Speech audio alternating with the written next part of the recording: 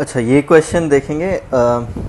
इसमें कह रहा है कि in an arrangement of a photoelectric effect, the emitter of the collector plates are placed at a separation of 10 centimeter and are connected through an ammeter without any cell. Figure हम देख लेंगे क्या दिया हुआ है। Magnetic field B exist parallel to the plates. The work function of the emitter plate is 2.39 electron volt and light incident on it has a wavelength of 400 to 600 nanometer. Find the minimum value of B for which the current registered by the emitter is zero. Neglect any effect of space charge. Okay, तो इसमें हम figure देखेंगे. This is इसमें magnetic field का concept लगेगा first of all, और इसमें magnetic force का भी कॉन्सेप्ट लगेगा. तो आप ध्यान रखना, ये चीज़ें आप लोगों को अगर क्लास में नहीं हुई हैं तो इस क्वेश्चन को आप स्किप कर सकते हो. बट अगर आपको थोड़ा भी आइडिया है मैग्नेटिक फील्ड पे एक चार्ज, मूविंग चार्ज जिसकी वेलोसिटी v है, उस पर किस टाइप का फोर्स लगता है, वो किस टाइप का ट्रेजेक्टरी, किस टाइप का पाथ फॉलो करता है, तब आप इस क्वेश्चन को फॉलो अप कर सकते हैं. अगर नहीं पता है तो प्लीज़ स्किप कर लें. मैं आपको सोल्यूशन बता दे रहा हूँ, आप ताकि अंडरस्टैंड कर ले. जिनको आइडिया है वो लोग समझ जाएंगे, जिनको आइडिया नहीं है वो लोग इस क्वेश्चन को स्किप कर सकते हैं. ठीक है, तो फिगर कुछ ऐसा है. ये फिगर मैंने एच.सी. वर्मा से उठाया हुआ है. एच.सी. वर्मा में आई थिंक ये क्वेश्चन नंबर 28 है.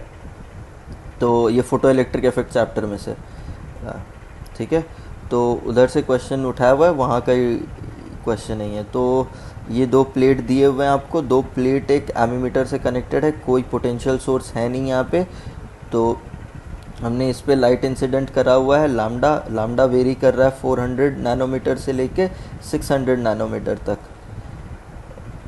और ये एमिटर प्लेट है, ये कलेक्टर प्लेट है. तो लामडा जब इंसिडेंट करेगा तो ये फोटो इलेक्ट्रॉन एमिट करेगा, और यहाँ पे एक प्लेट के parallelly magnetic field B present है. तो आपको उस बी की वैल्यू निकालनी है ताकि ये एमीमीटर जो रीडिंग देगा वो ज़ीरो देगा. तो आप फिजिक्स समझो इसके अंदर हो क्या रहा है, क्यों ये मैग्नेटिक फील्ड की वजह से यहाँ पे बी ज़ीरो हो जाएगा. तो ये समझो, अगर एक रीजन पे मैग्नेटिक फील्ड बी प्रेजेंट है, क्रॉस का मतलब है इनटू दी प्लेन. तो अगर into the plane magnetic field present है, और अगर एक charge particle q v velocity के साथ जा रहा है उस प्लेन में, तो उस पर एक फोर्स लग जाता है, मैग्नेटिक फोर्स, जो charge multiplied by v cross b हो जाता है. और तो आप ये क्रॉस प्रोडक्ट है दो वेक्टर्स के बीच में, तो फोर्स का डायरेक्शन आप बताएंगे. फोर्स का डायरेक्शन आपको पता चल जाएगा. आप अगर अपने राइट हैंड के फिंगर्स को v से लेकर इनटू दी प्लेन b के डायरेक्शन में कर्व करेंगे, तो आपको f का जो डायरेक्शन है वो आपको अपवर्ड्स दी प्लेन मिल जाएगा. ये आपको मिलेगा. तो होता क्या है, जब एक चार्ज पार्टिकल यूनिफॉर्म वेलोसिटी के साथ एक मैग्नेटिक फील्ड में जाता है, तो उस पर एक फोर्स लगता है. और ये याद रखना, अब अगर v हॉरिजॉन्टल पे है and B perpendicularly into the plane है, तो दोनों के बीच में एंगल ये क्यू वी बी हो जाता है. हम लोग कन्वीनियंस के लिए जो साइन थीटा है उसमें, इसमें थीटा का आर्गुमेंट जो है वो 90 डिग्रीज ले रहे हैं, तो साइन थीटा का वैल्यू 1 हो जा रहा है. तो हम लोग को फोर्स इतना ही लगेगा. ठीक है, कन्वीनियंस के लिए हम लोग ये कह रहे हैं, ज़रूरी नहीं है हर बार यही हो. तो होता ये है कि जब चार्ज पे एक यूनिफॉर्म वेलोसिटी के साथ जा रहा होगा और उस पर एफ अमाउंट ऑफ फोर्स लग रहा होगा, तो वो चार्ज पार्टिकल एक सर्कुलर मोशन एग्जीक्यूट करेगा. क्योंकि जो इसमें मैग्नेटिक फोर्स लग रहा है वो उसको एक सेंट्रीपिटल फोर्स प्रोवाइड करेगा. और ये फोर्स हर पॉइंट पे उसके सेंटर की डायरेक्शन पे लग रहा होगा. हर पॉइंट पे इसके सेंटर के डायरेक्शन पे लग रहा होगा. और ये फोर्स का मैग्नीट्यूड हर जगह पर कांस्टेंट रहेगा, और इस पे जो वेलोसिटी है वो हर जगह पर इसकी टेंजेंशियल होगी. हर जगह पर इस पे टेंजेंशियल वेलोसिटी लग रही होगी. तो आप ये मान सकते हैं कि वेलोसिटी की वैल्यू जो है हर जगह पर कांस्टेंट है. और फोर्स की वैल्यू, इसीलिए मैग्नेटिक फील्ड भी वेलोसिटी की वैल्यू कांस्टेंट है, फोर्स की बी की वैल्यू भी कांस्टेंट है, एंड क्यू की वैल्यू भी कांस्टेंट है. इसको हम कहते हैं लॉरेंस फोर्स. तो this force provides the centripetal force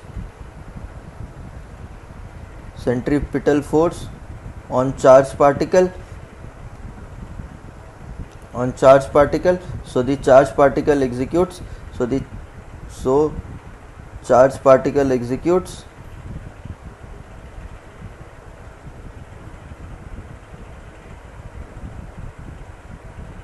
a uniform circular motion. Charge particle executes a uniform circular motion. Uniform circular motion, याद रखना v वेलोसिटी जो है इसकी, जिस वेलोसिटी के साथ ये रीजन में घुस रहा था वो वेलोसिटी की मैग्नीट्यूड कंटिन्यू हो रही है, बट उसकी डायरेक्शन चेंज हो रही है। वो डायरेक्शन इसलिए चेंज हो रही है क्योंकि ये एक मैग्नेटिक फोर्स उस पर लग रहा है, वो उसको सेंट्रीपिटल फोर्स प्रोवाइड कर रहा है और वो सर्कुलर मोशन पे एग्जीक्यूट करा रहा है। तो जब यहाँ पे ये एक सर्कुलर मोशन एग्जीक्यूट कर रहा है तो यहाँ पे एक रेडियस होगा। तो इस केस में जो ये फोर्स है वो क्यू वी बी आ रहा है, तो ये अगर इसको सेंट्रीफ्यूगल फोर्स प्रोवाइड कर रहा है तो रेडियस आ रहा है। तो आपको ये देखना है इस पे इतना फोर्स लग रहा है, ये याद रख लेना। तो अब हम वापस से फोटो इलेक्ट्रिक इफेक्ट पे आते हैं। तो फोटो इलेक्ट्रिक इफेक्ट में याद रखो, इन फोटो इलेक्ट्रिक इफेक्ट होता क्या है कि आपने अगर hc/λ वाली एनर्जी का फोटोन इंसिडेंट किया है, उसमें से आप वर्क फंक्शन घटाते हो और जो kinetic energy, maximum kinetic energy के साथ फोटो इलेक्ट्रॉन निकल रहा है आप बताते हो, तो ये उसको वेलोसिटी के साथ जा रहा होता है। तो आपको ये पता है कि जो फोटो इलेक्ट्रॉन निकलेगा उसकी वेलोसिटी कितनी हो जाएगी, 2/m hc/λ minus 5 this whole under root. ना ये उस वेलोसिटी के साथ जा रहा होगा ना। मानो अब ये वेलोसिटी के साथ जब वो निकल रहा है फोटो इलेक्ट्रॉन, तब उस पर मैग्नेटिक फील्ड लगेगा। ये प्लेट से जब फोटो इलेक्ट्रॉन निकलेगा तब उस पर एक मैग्नेटिक फील्ड वाले रीजन पे जा रहा है, तो उस पर एक मैग्नेटिक फोर्स लगेगा। अब वो मैग्नेटिक फोर्स के वजह से यदि वो एक ऐसा सर्कुलर मोशन एग्जीक्यूट करता है ताकि वो जस्ट उसके सरफेस से बस वो ग्रेस करता हुआ निकल जा रहा है, वो कलेक्टर प्लेट के जो सरफेस है, ये एमिटर प्लेट है, तो जब एमिटर प्लेट से निकल रहा है और कलेक्टर प्लेट के सरफेस से जस्ट ग्रेस करता हुआ निकल जा रहा है, वो एक्चुअली उसको टच नहीं कर रहा है, तब जाके ये जो एमीमीटर के साथ कनेक्टेड है यहाँ पे, ये एमीमीटर की रीडिंग 0 मिलेगी आपको। ये एमीटर की रीडिंग 0 मिलेगी, क्यों? क्योंकि वो जो इलेक्ट्रॉन एमिटर प्लेट से निकल रहा है वो फोटो इलेक्ट्रॉन कलेक्टर प्लेट जा ही नहीं पा रहा है। मैग्नेटिक फील्ड की वजह से उस पर इतना सेंट्रीपिटल फोर्स लग रहा है कि वो एक ऐसा सर्कुलर मोशन एग्जीक्यूट कर रहा है जिसमें उसकी जो उस सर्कुलर मोशन की रेडियस जो है दोनों प्लेट के डिस्टेंस के बराबर है, दोनों प्लेट के डिस्टेंस की बराबर है, तब वो जाके एक वो कलेक्टर प्लेट रीच नहीं करेगा और आपको एमीमीटर पे करंट 0 मिलेगा। ठीक है, तो इस केस में हम देखेंगे कि इस इक्वेशन से B की वैल्यू निकालने की कोशिश करेंगे, which will be turn out to mv charge क्या है, E है और ये R है। R क्या हो गया यहाँ पे, mvd हो गया, एंड v हम लोग यहाँ से लिख सकते हैं, ये m है, mdv हम यहाँ से लिखेंगे, विच will B 2πm hc/λ minus 5। ठीक है, तो देखो ये तो चीज़ हो गया आपको बी मिनिमम निकालने के लिए। बी मिनिमम निकालने के लिए लैम्डा को एनर्जी को मैक्सिमम होना पड़ेगा, एनर्जी को मैक्सिमम होना पड़ेगा for B minimum energy of incident photon has to be maximum and hence the lambda should be minimum. तो अब यहाँ पे लैम्डा क्या है मेरा, वेरी कर रहा है 400 नैनोमीटर से 600 नैनोमीटर तक,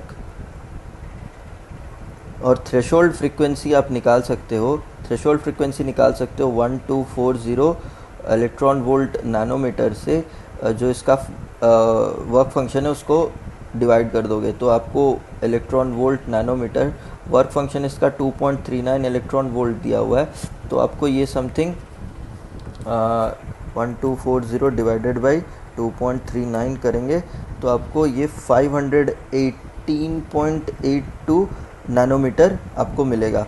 तो ये थ्रेशोल्ड फ्रीक्वेंसी है। Of course for photo electric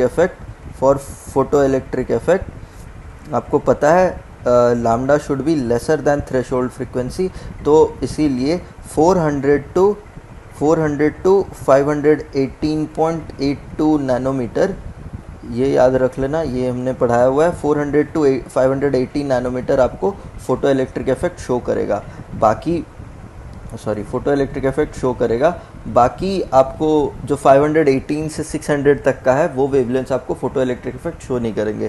तो यहाँ पे मिनिमम वेवलेंथ कितना हो रहा है, 400 का हो रहा है, ठीक है। तो आपको इसीलिए बी मिनिमम निकालने के लिए आपको क्या करना है, इसी इक्वेशन पे जो यहाँ पे E by m d 2/m HC by m minimum -5, तो दिस कंप्लीट 1/2। तो this equation when you solve you get the value of B minimum, ठीक है। ये वैल्यू आप निकाल लेना, आपको आ जाएगा आंसर। Okay, thank you.